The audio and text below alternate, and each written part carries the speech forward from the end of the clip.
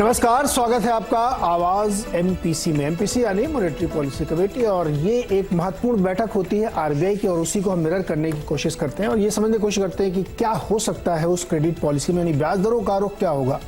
तो आज से 3 दिन की बैठक शुरू हो गई है और इसे देखते हुए कई तरीके के मन में लोगों के सवाल हैं कि क्रूड में हाल फिलहाल में जबरदस्त उछाल देखने को मिली है और महंगाई बढ़ सकती है क्या। ऐसे में आरबीआई क्या करेगा? महंगाई कंट्रोल करेगा यानी ब्याज दरें बढ़ाएगा, कर्ज और महंगा करेगा, या फिर वो एक बार छोड़ सकता है इसको, क्योंकि ऑलरेडी इकोनॉमी उस पीक पे है जहां पे बहुत ज़्यादा दबाव बनाने पे ग्रोथ पे भी असर पड़ सकता है। इस बार आरबीआई क्या करेगा? ग्रोथ पर, महंगाई पर फोकस किस पर करेगा? इसी बार हम बातचीत करेंगे आवाज़ एमपीसी में, और इसके लिए हमारे साथ जो मेहमान हैं हमारे एमपीसी के, उनके परिचय कराता हूँ आपसे। क्रिसिल के सीनियर डायरेक्टर और chief economist DK Joshi sir हमारे साथ हैं, इकरा की चीफ इकोनॉमिस्ट अदिति नायर जी हमारे साथ हैं, और एक्सिस बैंक के चीफ इकोनॉमिस्ट सौगत भट्टाचार्य जी हमारे साथ। आप सबका सर बहुत बहुत स्वागत है। पहले तो एक बार ये समझ लेते हैं कि आप लोगों के मन में चल क्या रहा है। जोशी जी, क्या मन में चल रहा है, कितना बढ़ाएंगे या नहीं बढ़ाएंगे? देखिए, हमारा तो बेस केस है कि 25 बेसिस पॉइंट बढ़ाएंगे। उसका कारण यह है कि 2 फैक्टर्स इन्फ्लुएंस करते हैं रेट हाइक को, रेट डिसीजन को। एक तो ग्लोबल फैक्टर्स हैं, वहां से थोड़ा सा नरमी आई है एक तरह से कि अब इतना ज्यादा एग्रेशन आगे चलते हुए नहीं दिखाई देगा फेड का और यूरोपियन सेंट्रल बैंक का।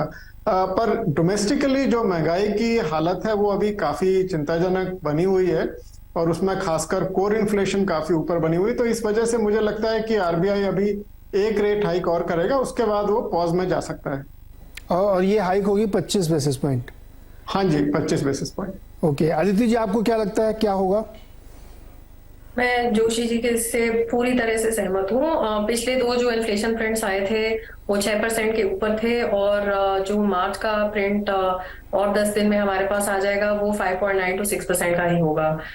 तो जो एवरेज इन्फ्लेशन है Q4 की वो एमपीसी के फोरकास्ट से काफी ऊपर रहेगी। और साथ ही साथ जिस तरह से अभी हमने क्रूड ऑयल प्राइसेस में एक सडन इंक्रीज देखी है, और भी कुछ जो फैक्टर्स बन रहे हैं, एल नीनो होगा कि नहीं होगा, तो जितने भी रिस्क है इन्फ्लेशन के, काफी कुछ तो अपसाइड की तरफ ही हैं। तो given all of this context, मुझे लगता है कि एक नैरो मेजोरिटी एमपीसी मेंबर्स की रेट हाइक के लिए वोट करेगी। इस जो हम एक्सपेक्ट कर रहे हैं रेट हाइक को, उसके बाद हम 575 पे आ जाएंगे, सॉरी 675 पे आ जाएंगे, और ये जो H2 का फोरकास्ट है एमपीसी का इन्फ्लेशन के लिए, उससे कम 100 बेसिस पॉइंट्स ऊपर होगा। तो मेरे हिसाब से उसके बाद पॉज का माहौल बन जाएगा। तो हम यही होप कर रहे हैं कि जो अभी अप्रैल में हाइक होगी वो फाइनल होगी, और उसके बाद एक एक्सटेंडेड पॉज आगे देखने को मिले। ओके, तो एक हाइक 25 बेसिस पॉइंट की, उसके बाद पॉज हो सकता है, डेटा डिपेंडेंट। सौगत, आपको भी लगता है कि इतनी हाइक होगी, या एक बार स्किप भी दे सकते हैं? प्रोबेबिलिटी बहुत कम है कि एक पॉज करें। मैं भी सहमत हूं कि एक 25 बेसिस पॉइंट, क्योंकि देखिए मैंने जो ग्रोथ और इन्फ्लेशन के बीच में जो बैलेंस जो करते हैं एमपीसी के मेंबर्स, ग्रोथ के नंबर्स देखिए, जो आप देखने को मिला है, जीएसटी के नंबर हो, ई वे बिल्स नंबर हो, बाकी सारे आपके फ्यूल कंजम्पशन हो, आप देखें यहाँ पे पर्सनल व्हीकल्स, गाड़ी के नंबर, गाड़ी के जो सेल्स हो रहे हैं, सब चीज में बढ़ोतरी दिखी जा रही है, मैंने कोई स्लो डाउन दिख ही नहीं रहा है।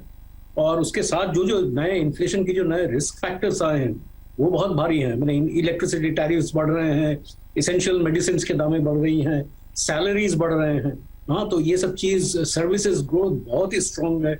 आप PMI, manufacturing PMI, essential medicine के दामें बढ़ रही हैं, सैलरीज बढ़ रहे हैं। हाँ, तो ये सब चीज, सर्विसेज ग्रोथ बहुत ही स्ट्रांग है। आप पीएमआई, मैन्युफैक्चरिंग पीएमआई देखें जो 56.5, बहुत स्ट्रांग है। तो ये सब देखते देखते कोई ग्रोथ बहुत ज्यादा स्लो डाउन दिख नहीं रहा है, लेकिन वो बाद में बात करूंगा। लेकिन अभी जितने आंकड़े आए हैं, ग्रोथ पे कोई कमी दिख नहीं रही है, और वो कोर इन्फ्लेशन बना रहेगा। आंकड़ों में कोई कमी नहीं दिख रही है, ग्रोथ दिख रही है क्या सर? जब जीडीपी का नंबर आता है तब तो ग्रोथ दिखती नहीं है, आईआईपी का नंबर आता है तो बहुत ही डिस्टॉर्टेड नंबर आता है, तब भी बहुत ग्रोथ नहीं दिखती है। तो फिर हम लोग पुरानी चर्चा में चले आते हैं कि कैश रिकवरी चल रही है, पता नहीं कहाँ कहाँ ग्रोथ हो रही है। लेकिन ये बात सच है कि महंगाई बहुत जबरदस्त है, भले दिख न रही हो, लेकिन जब जैसे आप घर से निकलते हैं आपको महसूस होना शुरू हो जाती है। पहला स्टेप टैक्सी में रखा आपने, वहीं से आपको महंगाई का असर सामने दिखने लगता है। फिर आप जब रात में घर लौटते तो अपनी जेब कटवा चुके होते। ये बात बिल्कुल सच है। लेकिन इसके साथ ये भी एक सच है कि जो इस वक्त हमारी तस्वीर है इकोनॉमी की जोशी जी, वो ऐसा लगता है कि बिल्कुल वर्ज पे खड़ी हुई है। अब इससे ज्यादा आप करेंगे तो फिर अपनी ग्रोथ पे भी आप चोट करेंगे। और जहां तक फेड की बात है, तो अगर फेड का भी अनुमान ले लें हम और अपने सीपीआई हेडलाइन को लें, तब भी हमारी ऑलरेडी काफी बढ़ा चुके हैं, 6.5% तो कर ही चुके हैं। नहीं, आपकी बात ठीक है, पर जैसा मैं पहले कह रहा था कि फेड अभी हमारा मानना यह है कि एक इंटरेस्ट रेट हाइक फेड की और बची है, उसके बाद वो एक हायर फॉर लॉन्गर मोड में चले जाएंगे। हाँ, मार्केट एक्सपेक्टेशन यूएस में बिल्कुल डिफरेंट है। वो एक्सपेक्ट कर रहे हैं कि इसी साल रेट कटना शुरू हो जाएगा। तो बहुत एक तरह से बड़ी अनिश्चितता बनी हुई है ग्लोबल मॉनेटरी पॉलिसी की तरफ से, और ऊपर से फाइनेंशियल सेक्टर रिस्क अभी बढ़ा हुआ है वहां पे।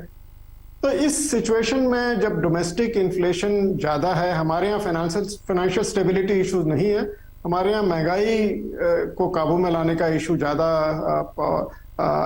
इस समय महत्वपूर्ण है। और जैसा कि शौकत जी बता रहे थे, ग्रोथ में कमजोरी तो आएगी, पर अभी फिलहाल मजबूती बनी हुई है। ज्यादातर आंकड़े यही दिखा रहे हैं। अगले साल ऑब्वियसली, क्योंकि यूएस यूरोप इस सब में स्लो डाउन आएगा, तो उसका असर एक्सपोर्ट्स पे दिखाई देगा।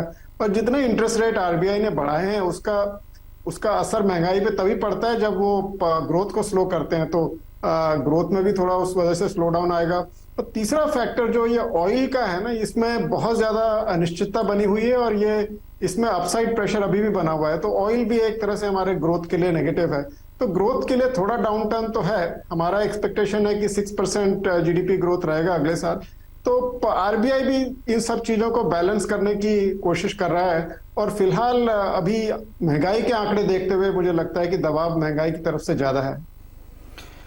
दबाव महंगाई की तरफ से आता है। अदिति, ग्रोथ का मुझे थोड़ा एक्सप्लेन करिएगा। मतलब ग्रोथ बहुत रोबस्ट तो नहीं दिखती कहीं पे कि बहुत शानदार ग्रोथ हो, क्योंकि वो एम्प्लॉयमेंट के टर्म्स में या बहुत ज्यादा लोग की इनकम जो है क्वालिटेटिवली बहुत बढ़ गई हो। हालांकि अभी जोशी जी ने कहा कि वेज हाइक हो रही, मैं बहुत खुश हूं सर कि हम लोगों की हाइक भी होगी, ऐसी उम्मीद पे मैं चल रहा हूं, लेकिन उतनी क्वालिटेटिव अप्रिसिएशन हो नहीं रहे हैं। एक सवाल। दूसरा, ऑलरेडी हमारी 6.5% रेपो रेट है, और उसको हम जब देखते हैं होम लोन के टर्म्स में या पर्सनल लोन के टर्म्स में या कॉर्पोरेट लोन के टर्म्स में, तो ये काफी ऊपर जा चुकी है। और अब बहुत सारे कॉर्पोरेट या बिल्डर्स चिल्लाने लगे कि भाई अब इससे ज्यादा मत करो वरना हमारा भट्टा बैठना तय है। तो क्या आरबीआई के सामने मान लीजिए 25 बेसिस पॉइंट ही बढ़ाता, तो एक सेंटिमेंटल इंपैक्ट होगा इससे। ये वाकई महंगाई को तोड़ने के लिए ये कदम जरूरी है? देखिए, पहली बात तो ग्रोथ डेफिनेटली बहुत अनइवन है, और ये तो हम पिछले साल से 1.5 साल से बोलते आ रहे हैं। FY24 में भी हमारा ओवरऑल जीडीपी ग्रोथ का एस्टिमेट 6% का है, लेकिन इसके अंदर हमें लगता है कि सर्विसेज सेक्टर ही लीड करेगा, जिस तरह से हमने FY23 में भी देखा है। डेफिनेटली हमें यही एक्सपेक्टेशन है कि सर्विसेज इंडस्ट्री से बेहतर करेगा। और एग्रीकल्चर में अल्टीमेटली क्या होगा, उसके लिए तो बहुत और भी मूविंग पार्ट्स हैं। सबसे पहला तो एल नीनो, तो वहां एट बेस्ट 2-2.5% की ग्रोथ हम एक्सपेक्ट कर सकते हैं एग्रीकल्चर के जीवीए में। और अगर एल नीनो ज्यादा इम्पैक्ट लाएगा तो फिर क्लियरली बहुत ही मार्जिनल ग्रोथ भी हो सकती है। तो ग्रोथ तो अनइवन रहने का ही एक्सपेक्टेशन है। डोमेस्टिक कंजम्पशन पॉकेट्स में काफी रिजिलियंट लग रहा है। Exports clearly will be a drag in FY24. Government spending, particularly infrastructure sectors में, यहाँ पे होप तो यही है कि ये रिकवरी को पुश करेंगे। तो वो देखना पड़ेगा कि कितनी जल्दी सेंट्रल और स्टेट गवर्नमेंट की कैपेक्स स्पेंडिंग टेक ऑफ होती है FY24 में, और उसका कितना मल्टीप्लायर इफेक्ट इकोनॉमी पे आता है। अब इन्फ्लेशन पे वापस आकर, जो 2 फैक्टर्स मैंने अभी कहे जो हमको जो रिस्क हैं जो अब सब वॉच करेंगे, एक तो क्रूड ऑयल और एक एल नीनो। इनका clearly crude is an exogenous factor, जो ग्लोबल इकोनॉमी या ओपेक के डिसीजन की वजह से अगर प्राइसेस बढ़ रहे हैं, ये इट्स नॉट बिकॉज हमारी डोमेस्टिक इकोनॉमी बहुत स्ट्रांग है। सेकेंडली, अगर एल नीनो के बाद फूड इन्फ्लेशन बढ़ जाती है, तो उसका भी शायद monetary policy response is not the best response. यहाँ पे तो मतलब फूड प्राइसेस को कूल करने के लिए कोई और ही रिस्पॉन्स आना चाहिए। तो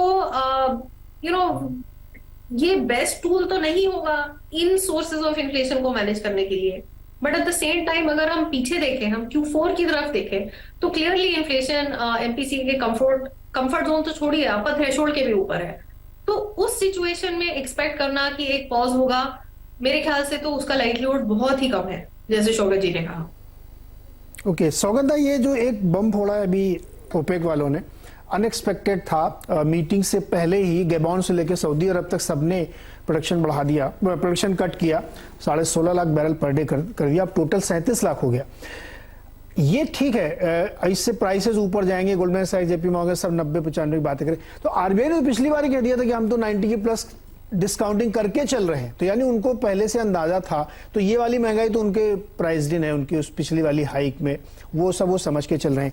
दूसरा मुझे ये समझना है आपसे कि क्यों बढ़ाना जरूरी है। मैं अगेन ये सवाल इसलिए कर रहा हूं सर, देखिए 30 लाख तक के टिकट साइज वाले होम लोन का शेयर 45 से घट के अब 36% पे आ गया है। अभी ये सब बड़े महंगे वाले मकान बिक रहे हैं जो मालाबार हिल्स या पवई में बिकते हैं 15-20 करोड़ वाले। तो जब छोटे वाले टिकट साइज का होम लोन गिरना शुरू हो चुका है, लोगों के पास अब उतने पैसे नहीं है, तो आप फिर होम लोन महंगा करके महंगाई मतलब कौन सी महंगाई को आप क्रैक करना चाहते हैं, ये मैं समझना चाह रहा हूँ।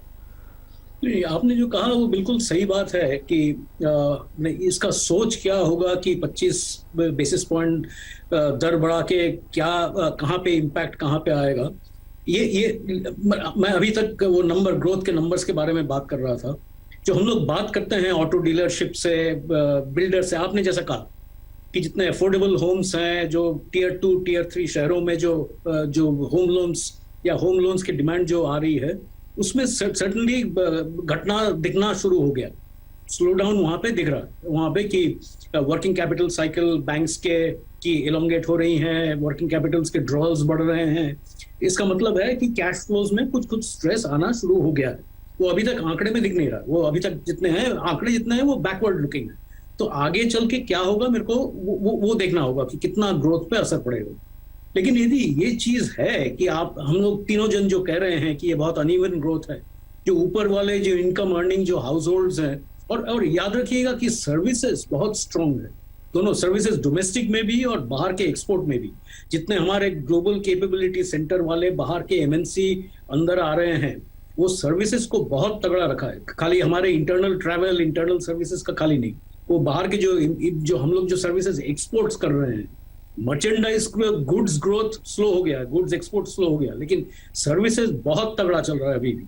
हाँ, जो लास्ट वाले जो बीओपी नंबर्स के भी जो देखे हैं हम लोग, तो ये यहाँ तक के रेट बढ़ा के कितना हो सकता है। लेकिन मेरा अंदाजा है कि जो वो रेट टारगेट जो आप कह रहे हैं कि दूसरे जो जहां पे स्लो डाउन दिख रहा है वो एमएसएमई में हम लोग अभी तक बात नहीं किए हैं, जो छोटे वाले कंपनी है, जो छोटे कंपनी है, और वहां से कंजम्पशन की डिमांड बढ़ती है। तो ये क्या ये ऑब्जेक्टिव होना चाहिए कि वो छोटे कंपनीज की ग्रोथ को स्लो करे ताकि वहां पे कंजम्पशन पे कुछ इफेक्ट पड़े और वो फिर जाके कोर इन्फ्लेशन पे इफेक्ट पड़े। ये देखना पड़ेगा कि कितना वो ट्रेड ऑफ कितना है, कि कितना ग्रोथ स्लो डाउन चाहिए कि हम लोग यदि 5-5.5% हेडलाइन इन्फ्लेशन FY24 में लाना चाहें तो कितना ग्रोथ स्लो डाउन करना पड़ता है, वो एमपीसी वाले डिबेट करेंगे। लेकिन मेरा अंदाजा है कि थोड़ा सा अभी भी बढ़ाने की जरूरत अभी भी बनेगी, थोड़ा भी जरूरत पड़ी। जोशी सर, क्या डिमांड लेड हमारे यहाँ इन्फ्लेशन है क्या? सॉरी, हमारा जो इन्फ्लेशन है वो डिमांड लेड है कि सप्लाई की दिक्कत? कैसे डिमांड तो मुझे नहीं देखिए दोनों का मिक्स है। कुछ जैसे ऑयल है, जो वेदर शॉक्स हैं एग्रीकल्चर को, ये सब सप्लाई शॉक्स हैं। पर डिमांड भी है आपकी ऑटो सेक्टर में। देखिए जो 4 व्हीलर्स और जो खासकर स्लाइटली अपर मिडिल क्लास और हायर इनकम कंजम्पशन कैटेगरीज है, उनमें डिमांड बहुत बनी हुई है उसकी। तो ये थोड़ा डिमांड का फैक्टर है, थोड़ा सप्लाई का भी है। अब जैसे बिजली के दाम बहुत दिनों से नहीं बढ़ाए हैं तो उनका भी ड्यू है। अभी शौकत जी बता रहे थे दवाइयों के दाम बढ़ रहे हैं, और ऊपर से जो कृषि क्षेत्र अभी तक जो हमें इन्फ्लेशन को थोड़ा सा दबा के रखा हुआ, तो वो वेजिटेबल प्राइसेस है। अगर आप वेजिटेबल प्राइसेस को निकाल लें इसमें कंज्यूमर प्राइस इंडेक्स से, तो 7.5 से ऊपर बन रही है इन्फ्लेशन। और वेजिटेबल इतना ज्यादा वॉलेटाइल होता है, तो ये तो मोटे तौर पे डिमांड और सप्लाई दोनों का रोल है। आरबीआई जो है वो सिर्फ डिमांड साइड को डायरेक्टली एड्रेस कर सकता है, और सप्लाई साइड का जो शॉक है वो ट्रांसमिट कम करे और सेक्टर्स में, उसको भी वो काबू में ला सकता है। तो यही 2 एरियाज हैं जो रेट हाइक के थ्रू आरबीआई एड्रेस करने की कोशिश कर रहा है। जोशी, जो हमारे 2 व्हीलर्स और छोटी कारें हैं, मतलब 7-8-9 लाख रुपए से नीचे वाली, वो अभी भी अपने 2-3 साल के उस पीक को टच नहीं कर पाई अभी तक, तो उससे नीचे चल रही हैं सब, बावजूद इसके कि 38 लाख 40 लाख गाड़ी इस साल वो बेचेंगे कार कंपनी वाले। तो मेरा सवाल ये था मैं कि जो डिमांड हमको दिखती है, डिमांड लेड इन्फ्लेशन, वो एक्चुअली वो बहुत ही वही फिर घूम फिर के वही ओल्ड क्लिशे हो जाती है कि वही छोटी सी पॉकेट है जहाँ पे हो रही है और हमको वैल्यू में दिख जाता है कि बहुत जबरदस्त ग्रोथ हो रही है, लेकिन एक्चुअली नीचे ब्रॉड स्प्रेड नहीं है। ये बहुत सारे लोग कहते भी हैं। नहीं, आपकी बात ठीक है। जो टू व्हीलर सेगमेंट है वो अभी भी 2019 के लेवल से नीचे चल रहा है और इवन 2023-24 में भी वो 2019 के लेवल से नीचे चलेगा, 15-20% नीचे होगा। तो सिर्फ डिमांड ये आपके 4 व्हीलर्स, एसयूवीज, इनमें बहुत ज्यादा स्ट्रांग है। तो ये एक तरह से कई, मतलब इसमें एक uniform inflation across income categories ऐसा नहीं है, बहुत ही। तो इसका ग्रोथ सैक्रिफाइस जो रेट बढ़ाने के कारण है वो तो आपको करना ही पड़ेगा, और इसका हो सकता है इसका असर नीचे वाले तबकों पे ज्यादा पड़े। जैसा कि शौकत जी भी बता रहे थे कि एमएसएमई सेगमेंट है और जो जिनको ज्यादा आवश्यकता होती है, जिनको लोन वैसे भी महंगा मिलता है, तो प्रेशर तो है इसका, इसमें कोई शक नहीं है। पर महंगाई की दर भी बनी हुई है, तो आप अगर महंगाई की दर को नीचे नहीं लाते हैं तो एक तरह से इकोनॉमी में इंस्टेबिलिटी भी पैदा होती है। ओके, एक छोटा सा ब्रेक के बाद लौट के आके इस पे चर्चा को आगे बढ़ाते हैं, क्योंकि ट्रैक्टर की सेल्स पिछले 3 सालों के एवरेज से आधी रह जाएगी, ऐसा रिपोर्ट मैंने पढ़ी। एफएमसीजी की ग्रोथ एक्चुअल में गिरी है, 0.54% ग्रोथ दिखी है पिछले 3 महीनों में, लेकिन दरअसल उसमें 3 किलो कंजम्पशन गिर गया है पर कैपिटा के हिसाब से। इस पे बात चर्चा करेंगे कि क्या हम एक बिग पिक्चर देखते हुए केवल वो 6.5-7% की इन्फ्लेशन को तोड़ना चाहते हैं, या एक्चुअली हम लोगों के हाथ में पैसे देके उस ग्रोथ को फिल करना चाहते हैं। ब्रेक के बाद इस पर बातचीत करेंगे।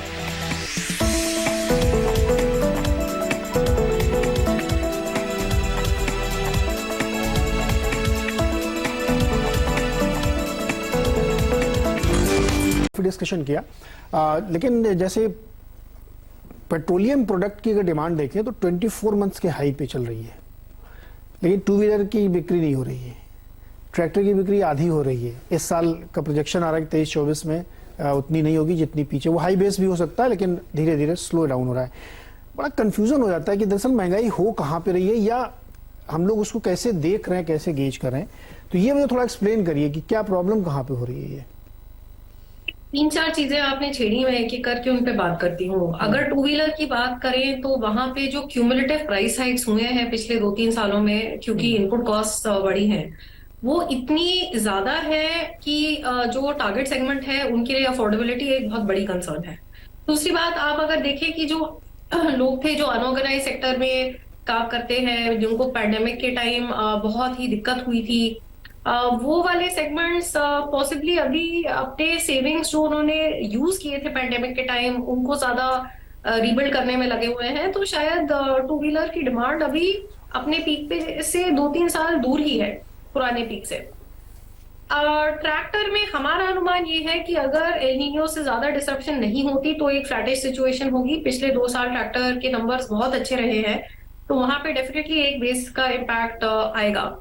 और महंगाई कहाँ हो रही है, क्लियरली जो contact intensive higher and services है वहां पे तो देखिए हो ही रही है। मैं एक एनेक्डोट दूंगी, मैं दिल्ली में बेस्ड हूँ और मैं हर 2 महीने जब दिल्ली से मुंबई आती हूँ तो होटल के दाम तो क्लियरली पिछले 6-8 महीने से ऊपर ही ऊपर की तरफ जा रहे हैं। तो ये तो डिमांड की वापस आने की वजह से ही है।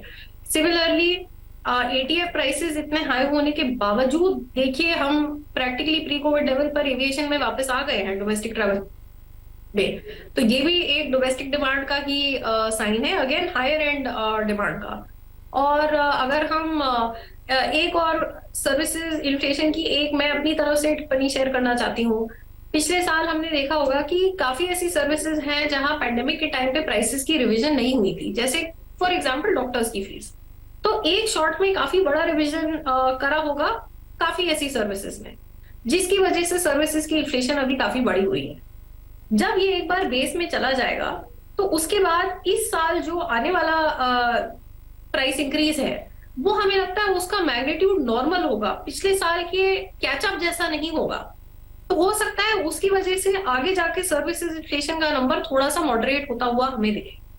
But yes, overall demand clearly बहुत अनइवन है और उसकी वजह से अलग अलग क्षेत्रों में हमें जो डिमांड लेड इन्फ्लेशन है वो भी अलग अलग लेवल्स पे दिख रही है।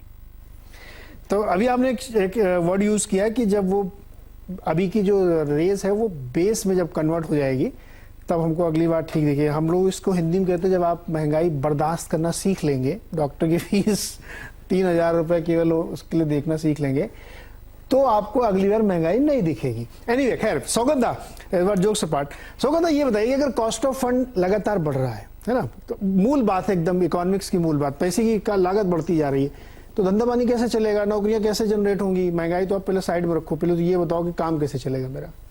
तो नीरज साहब, आपने जो बोला ना, ये बहुत सच बात है कि एक बार हम लोग ये बर्दाश्त करना सीख लें इस तरीके के इन्फ्लेशन, जो इकोनॉमिस्ट लोग कहते हैं, जो एमपीसी के मेंबर्स कहते हैं कि इन्फ्लेशन एक्सपेक्टेशंस, एक बार इन्फ्लेशन एक्सपेक्टेशन इंट्रेंच्ड हो जाए और इतना डिमांड है, जो आप जो पहले जो बहुत महत्वपूर्ण सवाल किए थे कि ये डिमांड है, सप्लाई है, क्या है, ये बिल्कुल मैंने सप्लाई शॉक्स बहुत है। जो अदिति ने जो कहा कि इतने सारे safety equipment, emissions equipment, two wheelers वगैरह में ये सब चीज में होता है, लेकिन सप्लाई शॉक 3 महीने के लिए, 6 महीने के लिए, 1 साल हो सकता है। ये नहीं कि 3 साल लगातार 6%, 7% के ऊपर इन्फ्लेशन रहा है। इसमें डिमांड बना है ही है, कोई उसमें कोई शक नहीं है, कोई संदेह नहीं। लेकिन वही चीज है, प्रॉब्लम है कि ये इन्फ्लेशन एक्सपेक्टेशंस को किसी तरह, जो आरबीआई के जो इन्फ्लेशन एक्सपेक्टेशन सर्वे जो दिखते हैं, हाँ, उसमें आप देखे होंगे कि 10% पे लगा हुआ inflation, house hold inflation expectation 10% पे चल रहा है। हाँ, तो मैंने, मेरा अंदाजा है कि वो उतना इंपॉर्टेंट नहीं है, डायरेक्शन इंपॉर्टेंट है, लेकिन ये वाला, इसको बंद करने के लिए जो सेंट्रल बैंक की तरफ से है वो इंपॉर्टेंट है, वो इसमें वो लगेगा। दूसरा तरफ है ये बड़ा इन्फ्लेशन जो बना हुआ है रूरल एरिया में, देख लीजिए, मेरा अंदाजा है रूरल एरियाज में जो एग्रीकल्चरल साइड है, हाँ, वो बराबर करीब तगड़ा बना हुआ है और या तो मैंने इम्प्रूव कर रहा है, लेकिन वो जो नॉन एग्रीकल्चरल जो रूरल सेगमेंट है, जितने सारे सब ट्रैक्टर सर्विस करना, फर्टिलाइजर, सीड्स वगैरह जो उन लोग जो करते हैं, प्रॉब्लम वहां पे बना हुआ है। वो एरिया में इन्फ्लेशन हाई है और वहां पे इनकम्स उतना बढ़ नहीं रहा है। तो ये बहुत सेगमेंट बाय सेगमेंट देखने की जरूरत है। मैं एक साथ एग्रीगेट देख के आपको पता नहीं चलेगा कि कहां से इन्फ्लेशन आ रहा है, कहां से इन्फ्लेशन घटेगा, ग्रोथ कहां से कमेगा, ग्रोथ कहां पे बने रहेगा, ये चीज बिल्कुल केस टू केस बेसिस पे इसको देखना पड़ेगा। शो समाप्त करूं उस समय मुझे सिर्फ एक चीज याद आ रही कि ब्लैक रॉक के हेड ऑफ फिक्स्ड इनकम का ये कहना कि फेड 6% से पहले नहीं रुकेगा, अब मुझे पता नहीं क्यों ये बात ऐसे अचानक से याद आ गई। देखते हैं भारत में क्या होता है। बहुत बहुत शुक्रिया हमारे साथ जुड़ने के लिए। हमारे एमपीसी का फरमान ये है कि 0.25% ब्याज दरें बढ़ेंगी। बहुत बहुत शुक्रिया हमारे साथ जुड़ने के लिए।